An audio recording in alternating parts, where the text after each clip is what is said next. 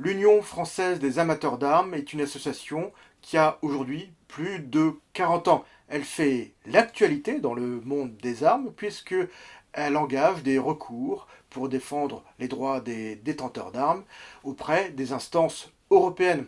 Afin que vous la découvriez un peu mieux, j'ai invité Jean-Jacques Bugnier et Jean-Pierre Bastier, fondateurs et présidents de l'UEFA, à répondre à quelques questions.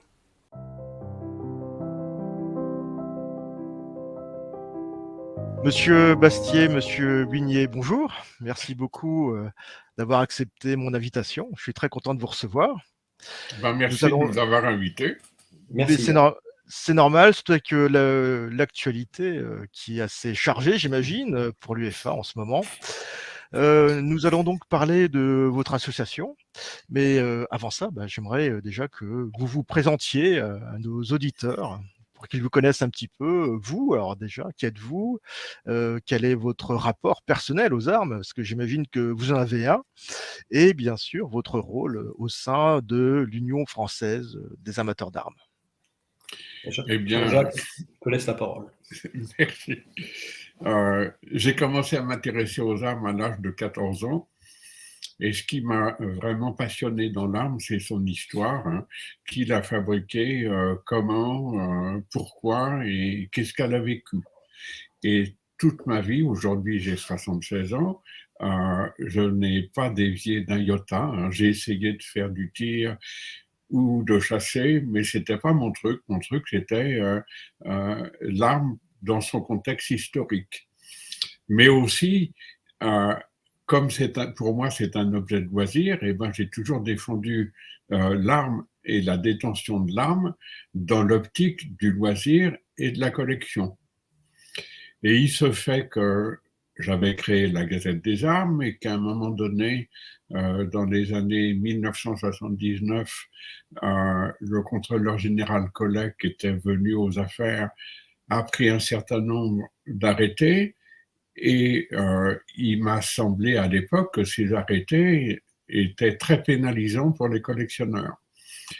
Donc, j'ai téléphoné au ministère de la Défense qui s'occupait à l'époque de la réglementation des armes en disant ça ne va pas du tout, les collectionneurs ne sont pas contents. Ah bon, venez me voir au ministère. Et c'est à ce moment-là que j'ai rencontré le contrôleur général Collet qui m'a demandé qu'est-ce qu'on peut faire pour les collectionneurs. Et je lui ai dit, faudrait libérer des armes. Et il a libéré des armes. C'était tout le système 11 mm, hein, le revolver 73, le fusil gras, etc. Et puis, il m'a dit, vous pourriez me poser telle et telle question que je puisse vous répondre, mais il faudrait que ça soit une association. Et sur papier en tête d'une association. Et c'est à cette occasion que j'ai créé l'UFA, donc fin 1979, uniquement pour avoir un papier en tête pour intervenir auprès du ministère.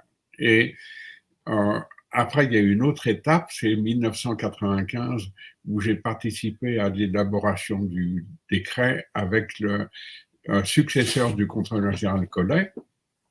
Et à ce moment-là, le contrôleur général Sorna, qui était un peu dirigiste, pour ne pas dire dictateur, n'en a fait qu'à sa tête.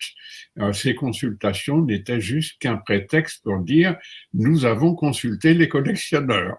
Et nous sommes légitimes donc. Et, parfaitement. Et puis, le temps a passé. Alors, à l'époque, l'UFA n'avait que 3 adhérents. Il y avait ma femme, mon beau-père et moi. Donc, c'était vraiment un papier en tête. La famille s'est agrandie entre-temps. Alors, ça s'est agrandi. Et à partir des années 2000, il y a eu une recherche d'adhérents. Et les adhérents sont montés petit à petit pour arriver à 800 en 2019 et à plus de 3500 en ce moment. Donc, voilà résumé en très peu de mots qui je suis, mais aussi l'UFA est né par un combat. il y a aussi une anecdote assez rigolote, c'est que dans les années 2000, je me suis mis dans la tête de demander le millésime de 1900 pour les armes de collection. Et à l'époque, tout le monde disait, oui, Buigné, il est complètement fou, idéaliste, utopiste, il n'y arrivera jamais. Et pendant 10 ans, j'ai raconté la même chose. Hein. Pendant 10 ans, on m'a traité d'utopiste, mais au bout de 10 ans, ça a été mis dans le rapport de Bruno Leroux sur les violences par arme à feu, et c'est passé dans la loi en 2012. Donc, c'est aussi pour vous dire que dans les gènes de l'UFA, il y a une espèce d'opiniâtreté, et je suis très content que mes successeurs, Jean-Pierre Bastier, aient la même opiniâtreté. Je vais lui laisser parler. La persévérance est toujours très importante. Monsieur Bastier. Oui, alors moi j'ai coché un petit peu toutes les cases. J'ai été chasseur, tireur sportif, compétiteur, collectionneur. Et je finissais ma carrière d'amateur d'armes au fin fond des archives, puisque mon ADN aujourd'hui, c'est la recherche historique. J'ai un espèce de rôle d'historien des armes anciennes, on va dire. Et c'est là que Jean-Jacques est venu m'extirper il y a quelques 3 ou 4 ans pour me demander d'envisager de prendre sa succession, ce qui n'est pas simple, parce que c'est une icône de l'histoire de la collection d'armes en France. Donc la succession est difficile, mais je m'y attelle régulièrement maintenant depuis quelques mois, puisque je suis président de l'UEFA depuis le mois d'octobre. Alors je suis aussi expert judiciaire auprès des tribunaux, près des cours d'appel. Ça doit aider pour l'association d'avoir une expertise juridique. J'imagine qu'on fait souvent appel à votre savoir. Ah bah écoutez, mon savoir, il est directement issu de celui de Jean-Jacques, puisque ça a été mon mentor. Et encore une fois, je tiens à saluer son opiniâtreté pour développer la défense des amateurs d'armes en France. Oui, mais je dois dire que Jean-Pierre est un très bon président qui a bien pris le relais et qui a un dynamisme formidable et qui a su créer une équipe qui fonctionne. Et donc cette équipe, que fait-elle? Parce que souvent, on se pose des questions, les associations sont plus ou moins actives, communiquent plus ou moins. Il se trouve que l'UEFA communique beaucoup. Vous avez un site internet qui est très intéressant pour se tenir informé de l'évolution de la loi ou de l'actualité tout simplement des armes. Alors quel est le rôle de l'UEFA? Qu'est-ce que l'UEFA exactement aujourd'hui? Qu'est-ce qu'elle propose aux détenteurs d'armes? Je crois qu'on peut déjà vous expliquer comment on fonctionne. L'UEFA, quand j'ai pris la succession de Jean-Jacques, j'ai expliqué à tout le monde que moi, je voulais bien travailler dans cette équipe-là, mais que ce soit une équipe. Alors, Jean-Jacques avait déjà une structure autour de lui, mais elle s'est étonnamment étoffée, puisque aujourd'hui, on a un bureau qui est constitué d'une demi-douzaine de membres qui se réunit toutes les semaines, minimum, pour vous dire à quel point on traite les dossiers au quotidien et de façon suivie. Tous les 2 mois, pardon, on a une réunion avec le conseil d'administration qui compte 25 membres. Et le mois suivant, on a une réunion avec nos délégués, et c'est des réunions qui regroupent jusqu'à 50-55 personnes à chaque fois. Donc l'UEFA, ça travaille tous les jours. On reçoit une cinquantaine de mails de demandes individuelles tous les jours qui sont partagés entre... C'est énorme. Jean-Jacques, oui, moi, Michael Magie, qui est le vice-président de l'association, et deux ou trois autres membres du bureau, en fonction de nos disponibilités d'une part, et aussi de nos spécificités au sein de l'association. Je vais laisser Jean-Jacques prendre la suite. Oui, le principal rôle de l'UFA, au tout départ, ça a été l'information. C'est-à-dire que depuis le début, j'ai bien vu que la réglementation, c'était incompréhensible pour le grand public. Même pour certains juristes, même certains magistrats. Oui, oui, oui, oui. Mais je vais vous dire que tout le monde va sur le site de l'UFA. Ah oui. Les flics, les préfectures et plus encore. Donc ils D'ailleurs, reçoivent les messages, donc alors ce qui est rigolo, c'est que plusieurs préfectures ont envoyé un mail pour demander à être inscrites à la mail list de l'UFA. Et 15 jours en réunion au ministère, on m'a dit que c'est quand même bizarre, Monsieur Bugnet, quand on tape une question sur la réglementation des armes, le site de l'UFA arrive souvent avant le site du service public.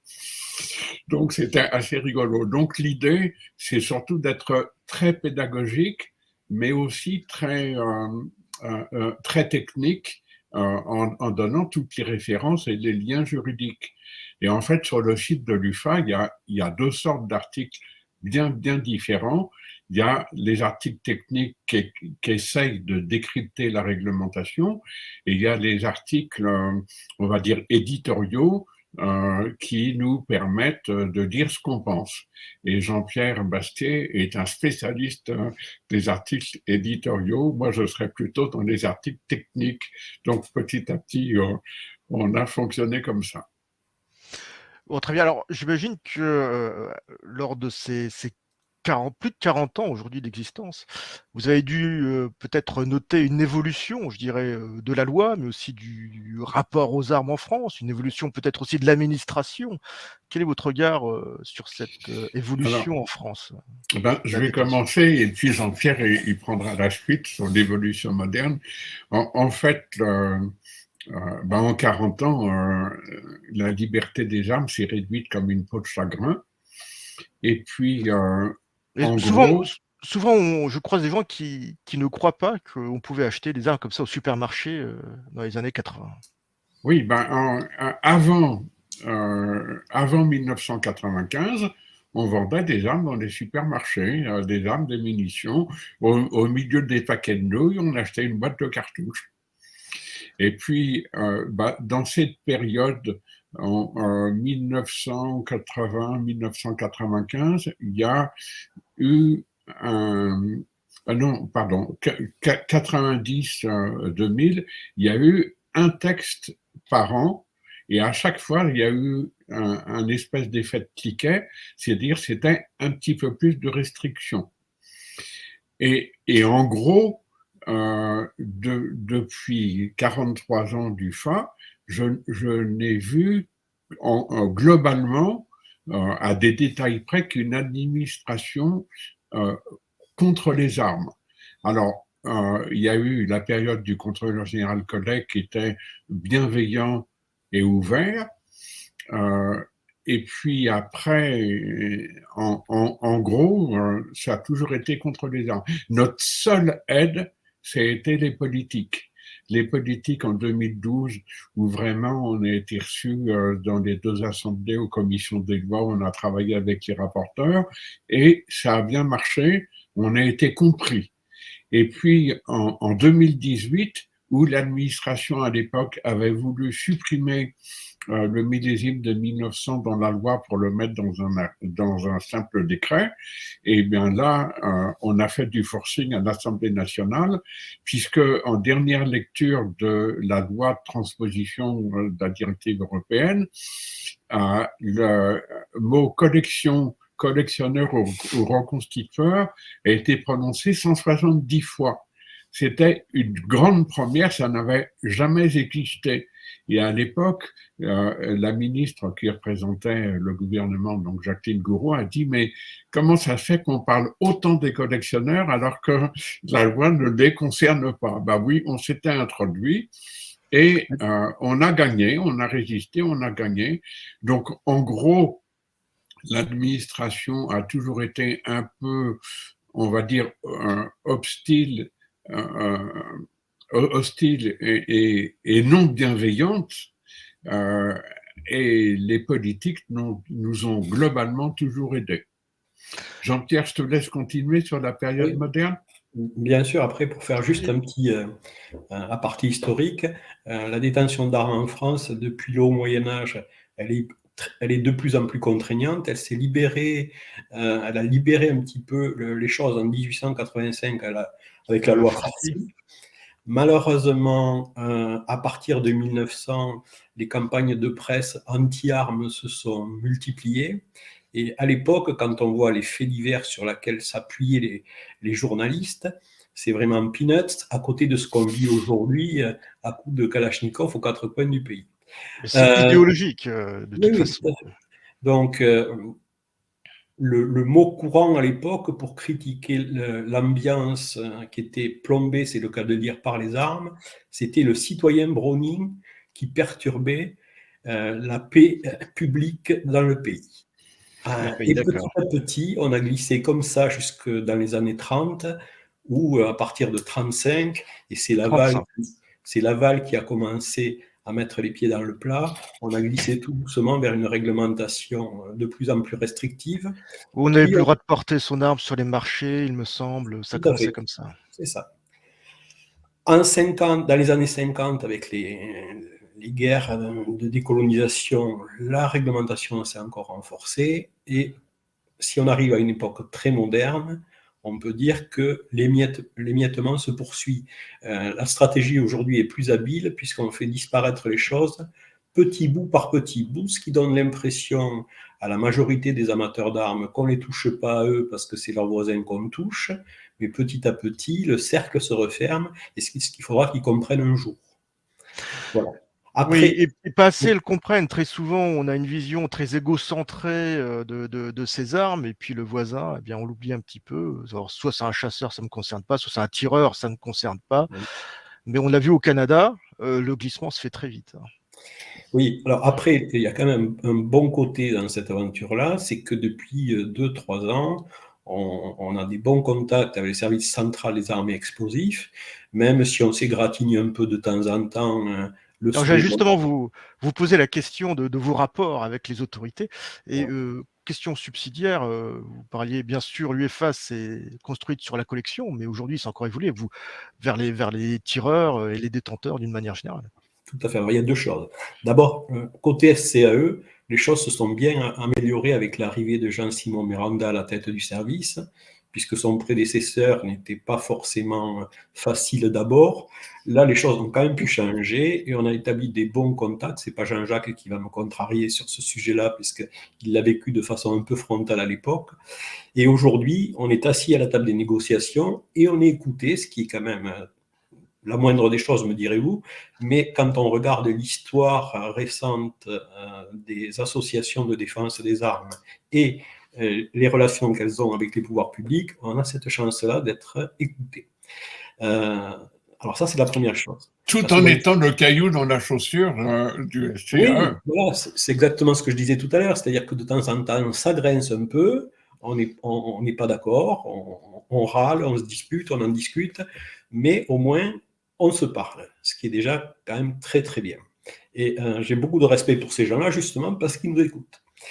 Après, l'autre volet, c'est effectivement que l'UEFA, à l'origine, c'était plutôt orienté vers les collectionneurs. Aujourd'hui, c'est essentiellement les tireurs. Il y a beaucoup de collectionneurs aussi, mais on a de plus en plus de tireurs qui nous rejoignent. Restent encore les chasseurs qui fonctionnent sur un mode un petit peu différent, qui sont encore un peu éloignés, mais j'espère qu'ils nous rejoindront un jour et qu'il fera... Espérons que ce ne soit pas trop tard quand les ennuis commenceront. Oui, parce qu'eux aussi, en ce moment, ils sont dans une belle panade, puisque les consignes que donne l'Europe sont de plus en plus restrictives. On voit aussi que l'urbanisme est péjoratif pour tout le monde. Les clubs de tir ont des problèmes parce que les villes se sont mis à les encercler petit à petit, et ils étaient à la campagne, aujourd'hui ils se retrouvent en périphérie des villes, voire même intégrés dans les villes. Et les chasseurs ont la même difficulté, c'est qu'avant, ils chassaient librement à la campagne, et aujourd'hui, il y a des maisons partout, c'est de plus en plus compliqué pour eux de vivre aussi. Donc, effectivement, avoir une association qui fédère tous les amateurs d'armes, et c'est notre souhait, ça serait idéalement bien perçu. Comme le disait Jean-Jacques tout à l'heure, on est 3600 € aujourd'hui, sachant que depuis le 1er janvier, on a 850 adhérents qui sont arrivés de plus, des nouveaux. Donc, ce qui prouve, et encore une fois, on n'a pas fait le rappel de cotisation de l'année dernière, donc on va sans doute récupérer un peu plus d'1 millier de membres dans les semaines et les mois à venir. Donc l'objectif pour cette année, ça sera sans doute d'avoir 4000 membres, ça serait très bien, et c'est largement insuffisant. Pourquoi? Parce qu'on a 250 000 tireurs sportifs. 250 000 tireurs sportifs, c'est quand même pas rien. Près d'1 million de chasseurs, plus sans doute au moins 500 000 à 1 million de collectionneurs, peu ou prou collectionneurs. Donc on peut s'étonner quand même qu'on soit une association de 4000 membres, 3500 membres, pardon, aujourd'hui, alors qu'on devrait être au moins 10 fois plus. Alors, comparaison n'est pas raison, mais j'avais fait un petit calcul. Si on avait une association, disons, de la taille de la NRA en France, il y aurait 800 000 membres. Voilà, pour donner une idée. Oui. Donc, ce serait bien de les atteindre un jour. Hein. On compte sur vous. Oui, on a un tout petit peu de travail encore. Bon, vous allez y arriver.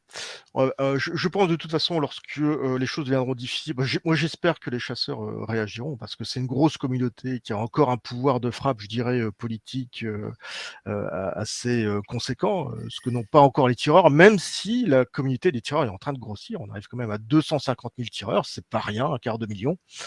En 2022, il s'est passé beaucoup de choses.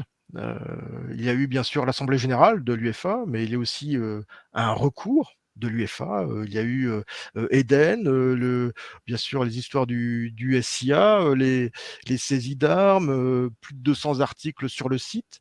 Est-ce que vous pouvez nous faire un petit peu je dirais le résumé déjà de cette année 2022 avant qu'on attaque, je dirais, l'actualité? Jean-Pierre? Non, mais vas-y, je t'en prie. Oui, non, Jean-Pierre, je pense que tu connais le sujet. Vas-y, je te laisse. Alors, dans l'ordre, effectivement, il y a beaucoup de choses qui ont changé. Il y a eu une accélération espérée par le service central des armes explosives des inscriptions au SIA. Le rendu à l'heure actuelle n'est pas encore aussi optimal qu'il le souhaiterait, puisque la première population qui devait s'inscrire, c'est les chasseurs, et les chasseurs font de la résistance. Alors c'est ennuyeux, mais ils ralentissent un peu le processus, ce qui fait que ça fait au moins 2-3 fois, oui, ça doit faire 3 fois, que les dates d'inscription des tireurs sportifs sont reportées, parce que on a un système informatique qui fonctionne avec des modules complémentaires qui viennent se greffer petit à petit, et aujourd'hui, il n'est pas en capacité d'encaisser l'enregistrement d'autant de futurs inscrits, c'est-à-dire 1 million de chasseurs, 250 000 tireurs, les professions qui nécessitent d'utiliser des armes, et bien d'autres catégories encore de détenteurs. Pour le SIA, il y a beaucoup de retard.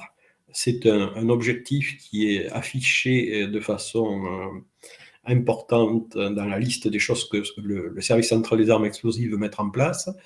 Alors on se pose des questions sur l'efficacité effectivement de ce dispositif-là, puisque certains pays ont renoncé, l'avaient mis en place et y ont renoncé. Donc vous savez qu'en France, on arrive toujours 10 ans après les autres à mettre des choses de notre cru adaptées en fonction de ce qu'ont fait les autres. Et parfois ça marche, parfois ça ne marche pas. Donc on verra à l'usage ce que ça donne. L'inquiétude, elle est double avec le SIA. La première, c'est que c'est un moyen qui est quand même assez contraignant pour les détenteurs, puisqu'il crée des raccourcis à travers des fichiers liés, qui permet par exemple, si vous faites une grande infraction au code de la route en dépassant de quelques dizaines de km/h la vitesse limitée, du jour au lendemain, vous pouvez perdre vos armes parce que vous avez été condamné pour l'infraction en question. Ça, c'est le premier élément. Le second élément, c'est que les services de la compagnie des experts en armes et munitions ont évalué sa perméabilité aux attaques informatiques, et a priori, il n'est pas particulièrement bien protégé, ce site-là. Alors, il y a déjà eu des antécédents. Moi, je me souviens que certains fichiers, via les licences, vous pouvez retrouver des informations qu'on n'aurait pas dû pour des détenteurs d'armes. Voilà, alors le SCAE se retranche derrière le fait que c'est un service public et qu'il est particulièrement bien protégé. Malheureusement, nos spécialistes à la compagnie des experts disent le contraire, donc on a quelques doutes là-dessus. Voilà pour le SIA ce qu'on peut en dire pour l'instant, c'est que c'est effectivement l'objectif premier du service central des armes explosives aujourd'hui.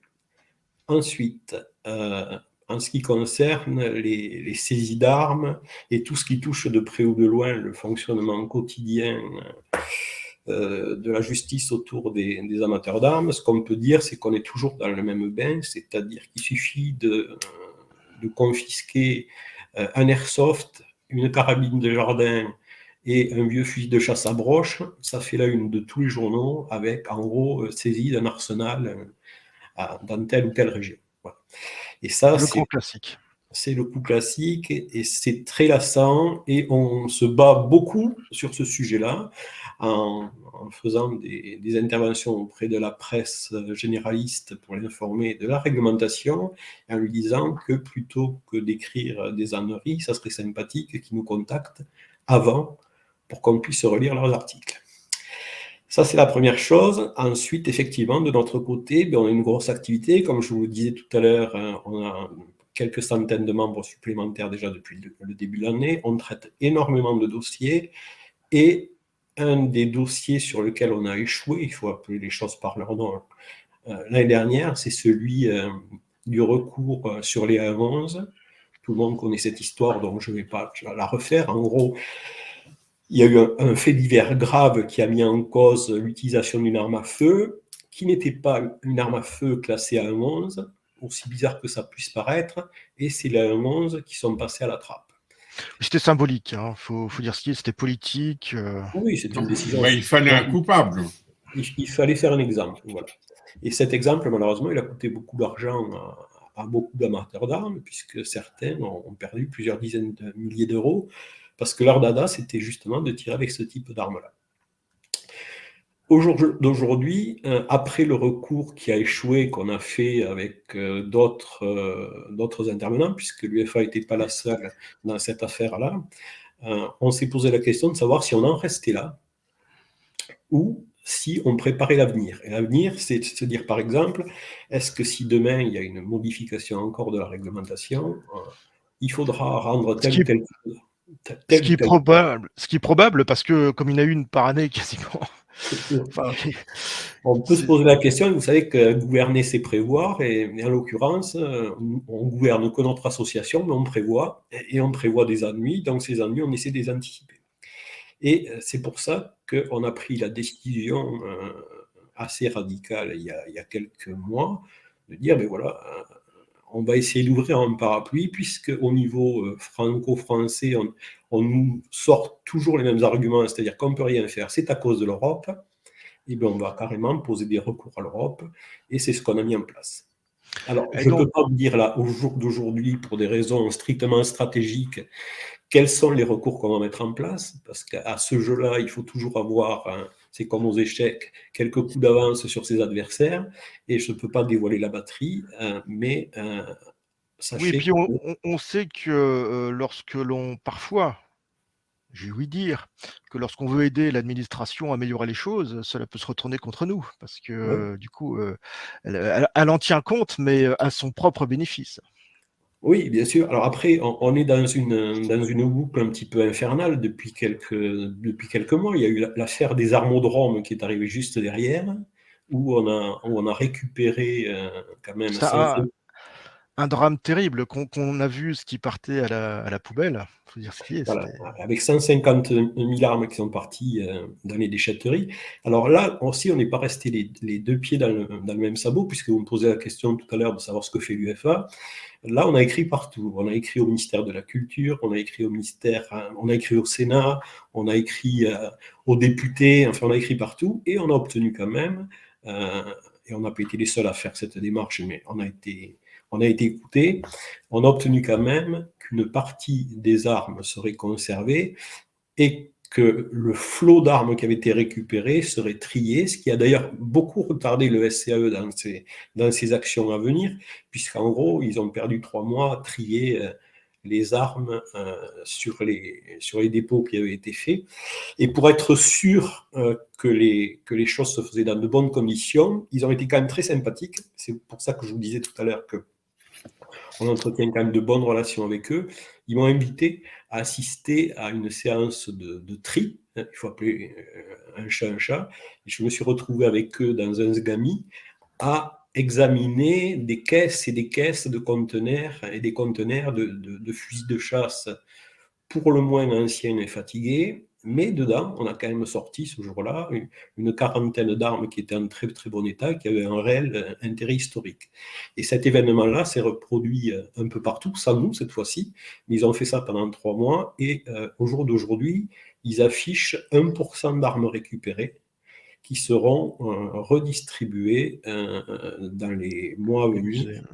dans les musées qui en feront la demande. Donc finalement, on va dire qu'à toute chose, malheur est bon. Ce qui est dommage dans cette aventure-là, c'est que des particuliers qui avaient des objets qu'ils auraient pu revendre pour quelques centaines, voire quelques milliers d'euros, Oui. les ont donnés à l'État pour destruction.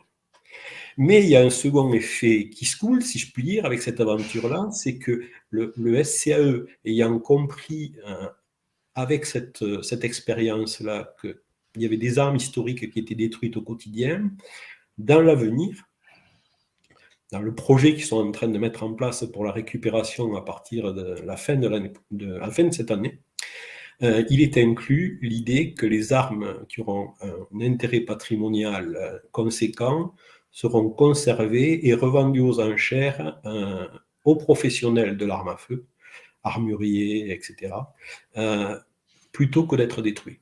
Et ça, c'est Alors, aussi une petite victoire dont on est content.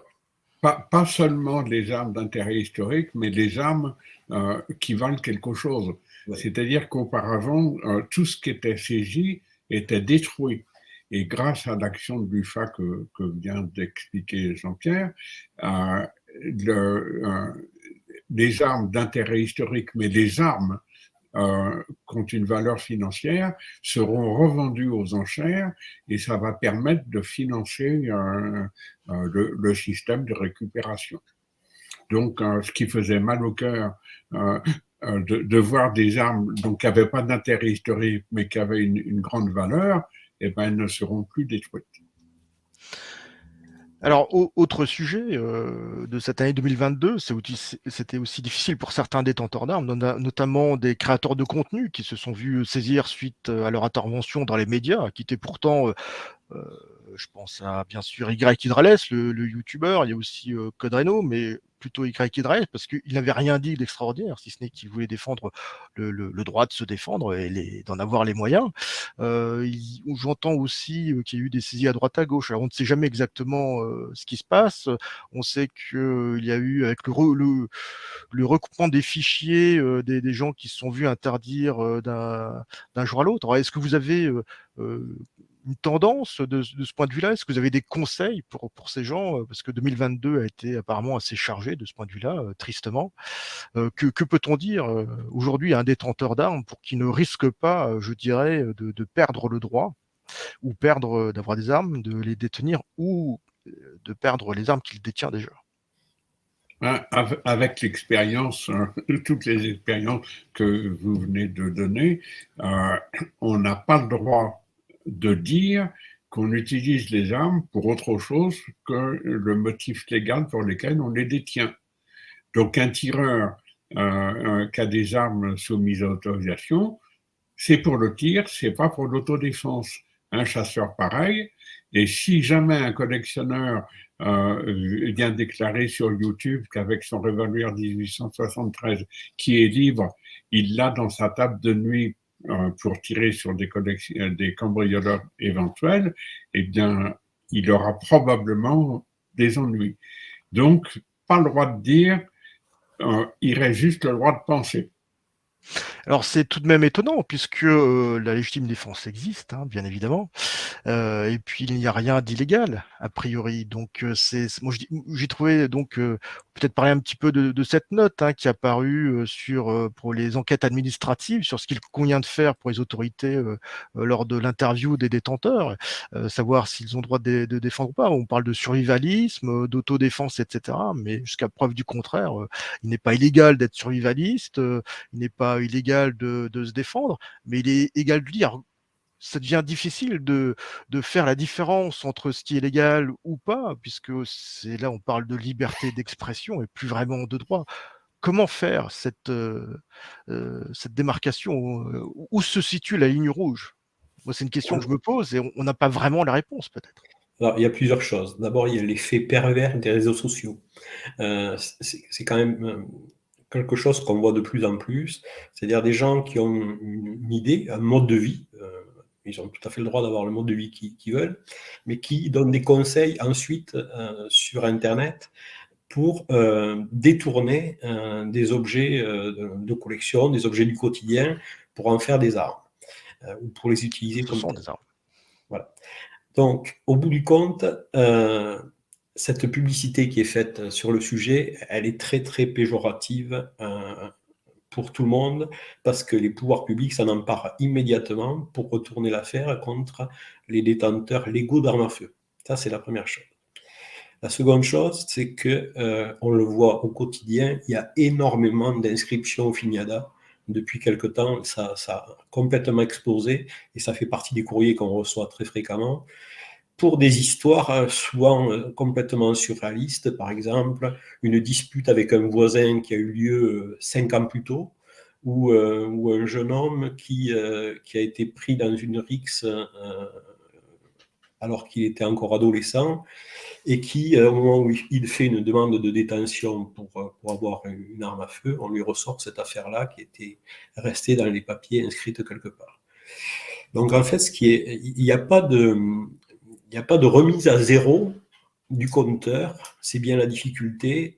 Sinon, en intervenant avec un avocat pour reprendre l'affaire dès son début et en argumentant pourquoi les gens ne sont plus dangereux aujourd'hui. On le voit aussi avec les suspicions de féminicide qui fleurissent aux quatre coins du pays. Alors, il y a forcément des choses tout à fait réelles dans cette histoire-là. Bien sûr, il y a aussi une dérive pour des gens qui, après une grosse dispute familiale, se retrouvent entre quatre gendarmes et on leur dit, puisque vous êtes chasseur, puisque vous êtes tireur, il faudra que vous rendiez les armes aussi, que vous utilisiez, parce que, alors là, on est un petit peu dans de la criminalité science-fiction, parce que potentiellement, vous pourriez être dangereux, parce qu'un autre jour, ça pourrait aller au-delà des cris et de la vaisselle cassée, et vous pourriez utiliser une arme pour agresser votre partenaire. Mais c'est inscrit dans le code de procédure pénale, c'est-à-dire qu'il est écrit, et ça c'est Marianne Chapat qui a fait ça, que dès l'instant où il y a une plainte dans une affaire familiale, avant toute instruction, les armes sont saisies. Et donc, la femme voulant se venger de son mari va dire, oui, il m'a menacé avec une arme, même si c'est pas vrai, les armes sont saisies. Oui, et puis de toute façon, je crois que c'est depuis 2016 où nous sommes potentiellement sous l'épée de Damoclès. Enfin, le fait du prince avec le préfet qui peut décider que nous représentons une menace, et il peut décider de saisir les armes, voilà, sans autre justification. Alors, nous allons passer peut-être aujourd'hui sur le passage de témoin. Donc, Jean-Pierre Bastier, nouveau président depuis l'Assemblée générale. 4 mois, donc on rentre quelques mois, on rentre dans l'actualité récente. Alors, comment se passe ce passage? Alors, moi, j'aurais tendance à dire qu'il se passe de façon merveilleuse. Je suis vraiment très heureux. J'ai passé 43 ans de ma vie à défendre l'idée de la liberté des armes dans l'esprit du loisir, de la détention pour le loisir. Et puis, j'ai 76 ans, il est logique que je m'arrête et que je pense à m'arrêter. Et ce passage de témoin, je ne pouvais pas espérer mieux, parce que non seulement Jean-Pierre Bastier a tout le punch qu'il faut, mais il s'est donné la parole aux adhérents pour qu'ils apportent le meilleur d'eux-mêmes, et il a su créer une équipe qui fonctionne comme il l'a expliqué tout à l'heure. Donc, je suis un fondateur de l'UFA heureux, Mais je n'arrête pas pour autant, car je travaille pratiquement à plein temps pour l'UFA en faisant des articles et en répondant aux mails, mais je n'ai plus la même responsabilité, j'ai plus à m'occuper de l'intendance et c'est un grand soulagement. Jean-Pierre? Écoutez, de mon côté, mais comme je vous disais tout à l'heure, c'est toujours compliqué de prendre la suite de quelqu'un qui a une personnalité aussi marquée dans le monde des armes anciennes. Donc, c'était pas simple, c'était ma crainte au départ. Hein, mais ça se passe très très bien. D'abord parce que Jean-Jacques fait partie de ces gens qui ont préparé leur succession. Et c'est assez surprenant d'ailleurs, parce que c'est pas très français comme attitude. En France, on a tendance souvent à scier la branche sur laquelle sont en train de grimper les gens qui vont prendre la suite. Là, ça Après s'est moi, le déluge. voilà. Ça s'est passé complètement différemment. Ça a été parfaitement bien orchestré. Et ensuite, parce que je suis soutenu par l'équipe qu'il avait déjà formée à l'époque, et qui est très solide et qui travaille très bien chacun dans sa spécialité, mais aussi parce que c'était aussi ma volonté, on a été rejoint par énormément de gens. On a lancé un appel ensemble je crois que ça remonte à 2 ans la première fois, au talent des membres de l'UFA. Et à notre grande surprise, beaucoup de gens se sont présentés, des informaticiens, des juristes. On a une super équipe de dessinateurs qui nous fait des illustrations fabuleuses. On a vraiment beaucoup de chance parce qu'on a un outil qui fonctionne parfaitement bien avec des gens très motivés et très impliqués. Donc en fait, la force de l'UFA, c'est pas la force d'un ou deux individus, c'est la force d'une grosse partie de ses membres qui se mobilisent. On l'a d'ailleurs vu à la cagnotte qu'on a lancée. Alors, transition parfaite, j'allais y venir. Les recours, la cagnotte, est-ce que vous pouvez nous expliquer en fait l'esprit de cette démarche, Bien comment sûr. ça s'est passé et puis Écoutez, quand on a commencé à envisager ce recours européen, on a contacté notre avocat et notre avocat qui est particulièrement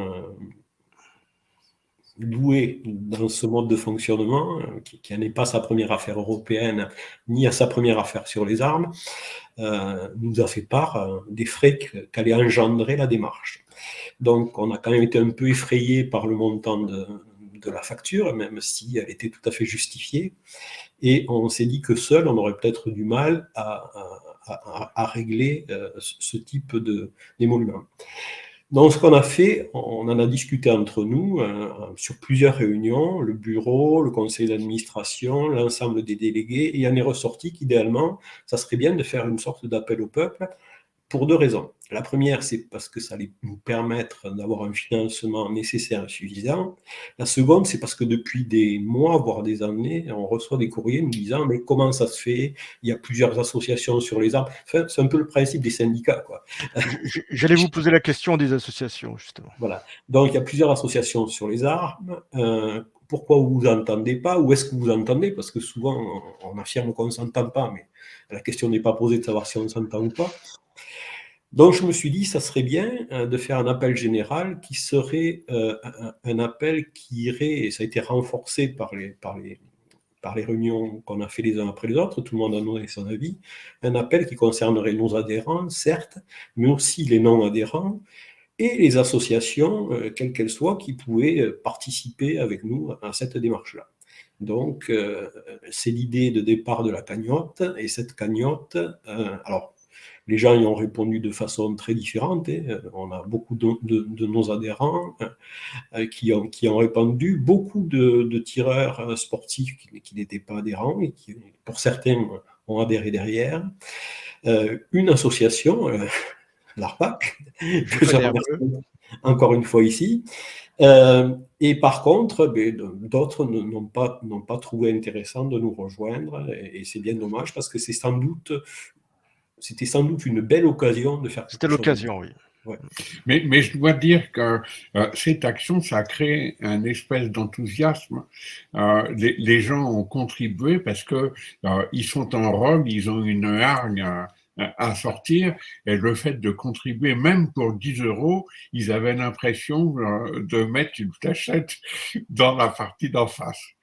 Donc, ça a motivé les troupes, et on est un petit peu le dernier petit village gaulois qui résiste, et ça plaît. Alors, est-ce qu'on a une idée de la chronologie, enfin du temps que ça prendra, ces recours? Oui, alors les recours, pour certains, on avait des impératifs de temporalité pour les déposer. Donc, ça a été fait en temps et en heure. Le temps que ça va prendre, ça va être examiné en termes de recevabilité déjà. C'est pour ça qu'on en a fait deux, parce que s'il y en a jamais un, si par hasard il y en a un qui passe pas, on aura l'autre en réserve. Le temps que ça va prendre, je pense qu'on part au moins sur un an, un an et demi avant d'avoir un retour complet sur cette aventure-là. Alors ça, c'est l'actualité, récente.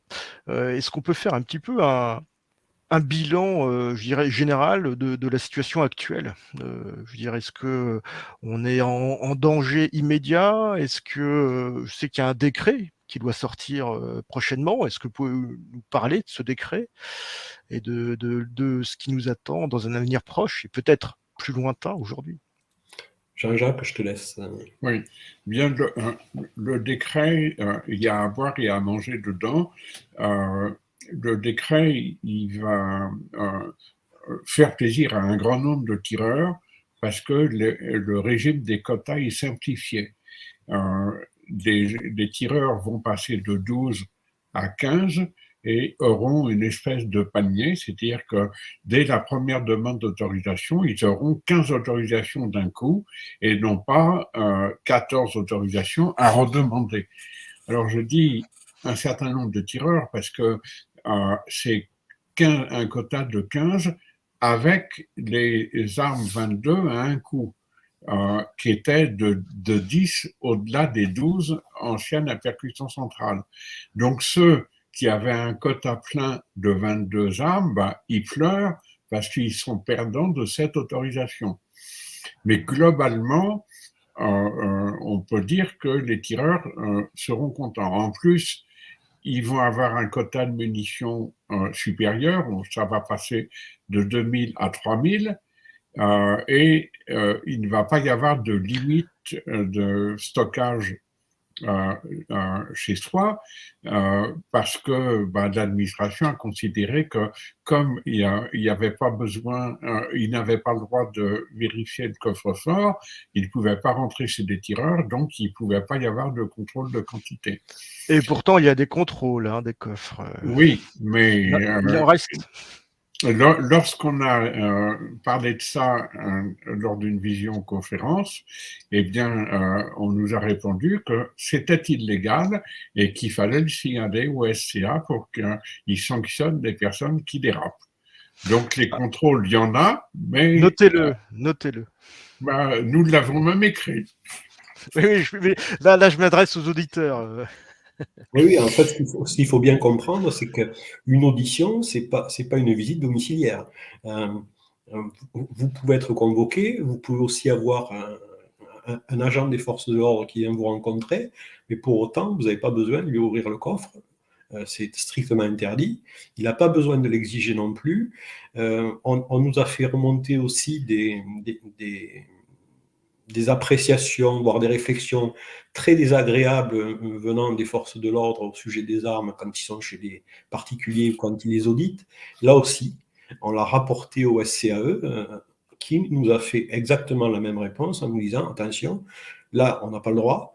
Si on commence à poser des questions bizarres aux gens, dans le genre pourquoi vous portez un tatouage, pourquoi vous êtes habillé comme ça, pourquoi votre coffre-fort vous ne voulez pas m'ouvrir, on peut aussi faire un signalement à ce moment-là auprès du SCAE.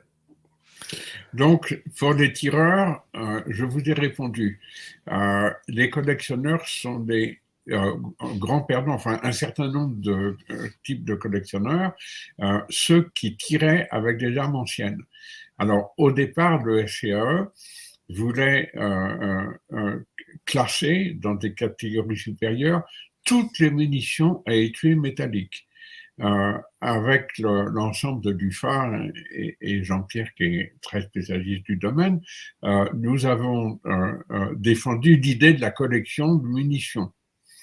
Et au final, le FCE a admis que les munitions d'origine à étui métallique pouvaient être collectionnées, mais que les munitions modernes qui permettent le tir avec des armes anciennes seraient classées en B pour les armes de poing et en C pour les armes d'épaule. Alors, c'est un peu une petite révolution parce que vous aviez beaucoup de collectionneurs qui voulaient tirer. L'idée du SCAE, c'est de dire un chasseur, il chasse, un tireur, il tire, et un collectionneur, il doit collectionner. S'il veut tirer avec son arme, eh bien, il devient tireur, c'est-à-dire il peut être collectionneur et tireur, et dans ce cas-là, licencié, et dans ce cas-là, il a accès aux munitions.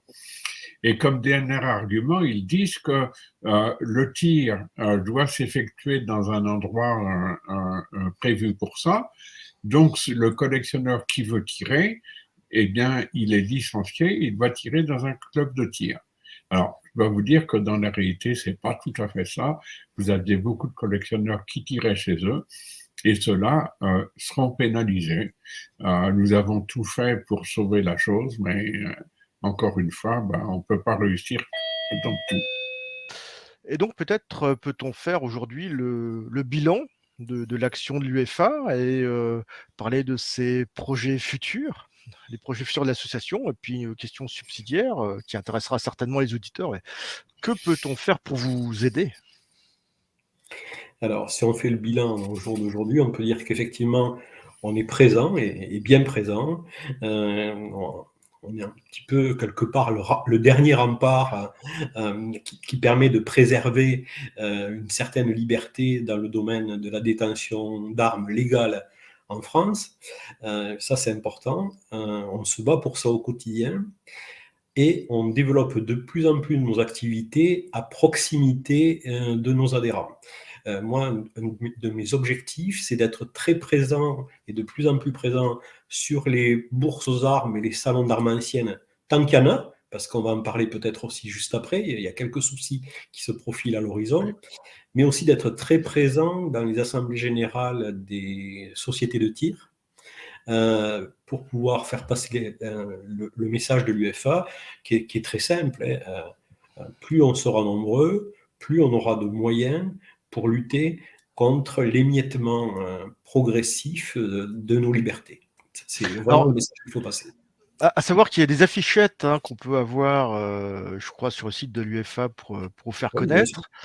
Voilà, puis on peut adhérer. Alors, moi, j'ai reçu des plaintes pour trouver le moyen d'adhérer à l'UEFA. Alors, où est-ce que ça se trouve sur le site ?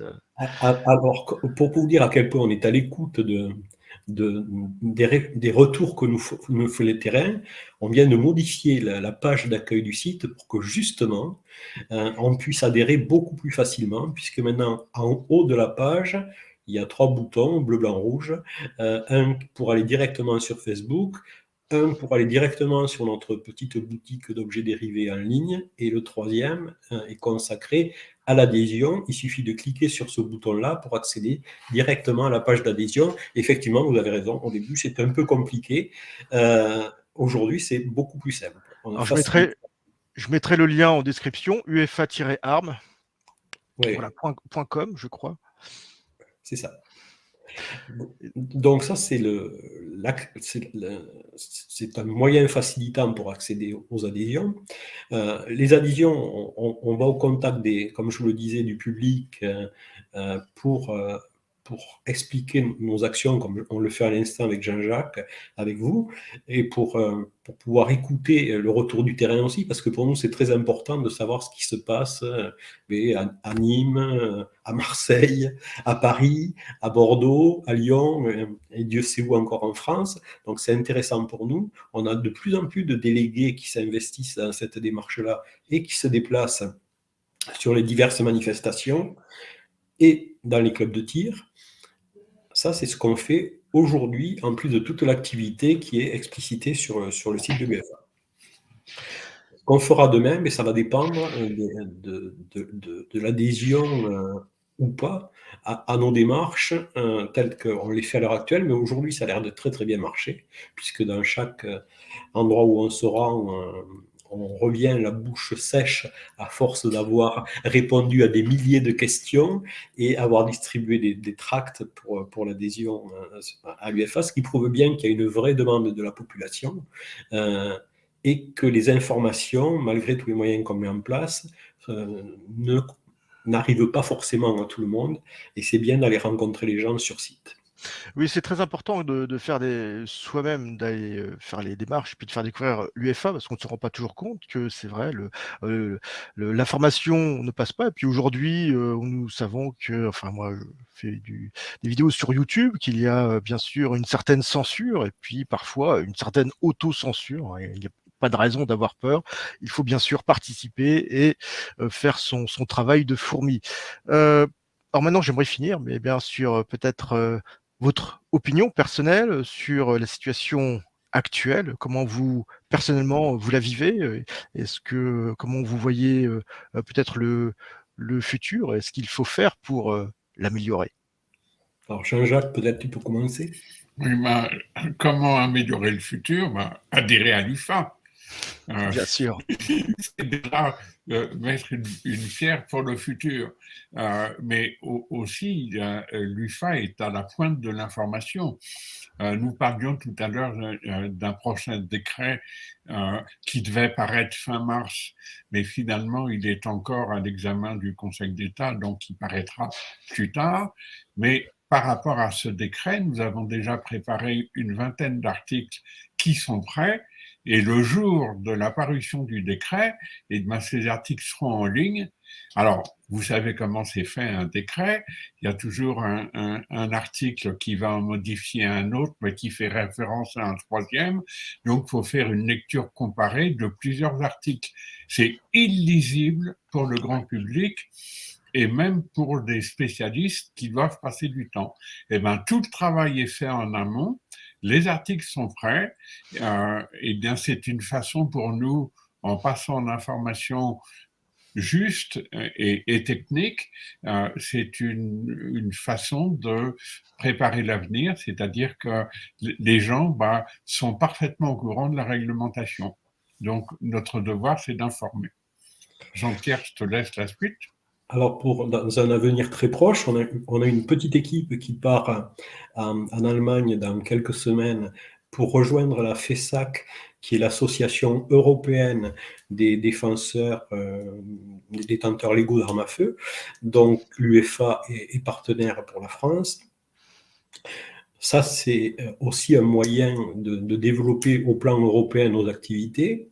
Ensuite, sur un plan strictement local, on va continuer à créer des outils, des fiches didactiques, des documents informatifs,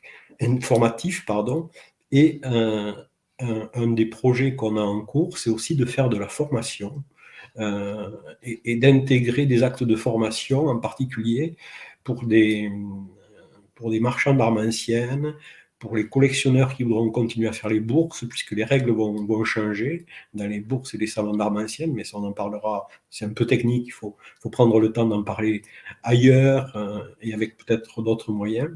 Donc on aura non seulement une action d'information telle qu'on l'a aujourd'hui et qui reste une de nos activités principales, de réflexion sur la réglementation et de propositions auprès du SCAE, mais aussi des actions de formation auprès des amateurs d'armes, quels qu'ils soient. Alors, donc ce n'est pas uniquement, de la défense, c'est aussi, du travail en amont, proactif, hein. Pensez-vous qu'il faut, peut-être, que la vision, la culture des armes évolue en France aujourd'hui? Et peut-être avez-vous une opinion sur, l'accès aux armes, le port d'armes, par exemple, comme, celui de l'ARPAC ou, voilà, comment faire passer, je dirais, votre message et quel est votre message pour la population, je dirais, civile aujourd'hui en France, pour les Français qui, ne sont pas forcément, voilà, très, au courant de toutes nos problématiques? Alors très simplement, nous, notre action, elle est dans un esprit patrimonial. c'est-à-dire on essaie en toutes circonstances de mettre toujours en avant le respect du patrimoine armurier et l'esprit inventif de l'armurerie française, que ce soit hier ou aujourd'hui. Par contre, vous le savez, on a eu l'occasion d'en parler déjà à plusieurs reprises, le port d'armes citoyen, c'est pas l'objet de l'UFA.